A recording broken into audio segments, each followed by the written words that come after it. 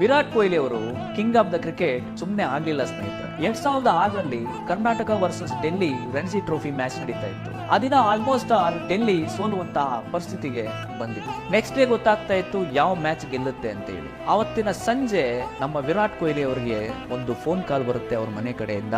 ಅದು ಅವ್ರ ತಂದೆ ತೀರ್ಕೊಂಡಿದ್ದಾರೆ ಅಂತ ಹೇಳಿ. ಆ ಸಂದರ್ಭದಲ್ಲಿ ಏನ್ ಮಾಡ್ಬೇಕು ಅಂತ ಗೊತ್ತಾಗೋದಿಲ್ಲ ಸ್ನೇಹಿತರೆ. ಕೇವಲ 18 ವರ್ಷ ಸ್ನೇಹಿತರೆ ಅವ್ರಿಗೆ.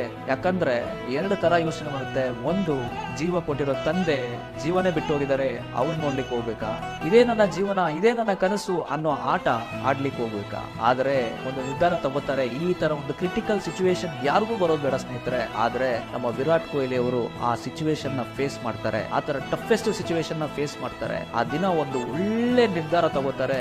ಏನಂದ್ರೆ ನೆಕ್ಸ್ಟ್ ಡೇ ಹೋಗಿ ಕ್ರಿಕೆಟ್ ಮ್ಯಾಚ್ ಆಡ್ತಾರೆ. ಸತತವಾಗಿ ಸರಿಸುಮಾರು 90 ರನ್ಗಳನ್ನ ಬಾರಿಸ್ತಾರೆ ಸ್ನೇಹಿತರೆ. ಸೋಲುವಂತ ಮ್ಯಾಚ್ ಅನ್ನ ಗೆಲ್ಲಿಸ್ತಾರೆ ಸ್ನೇಹಿತರೆ.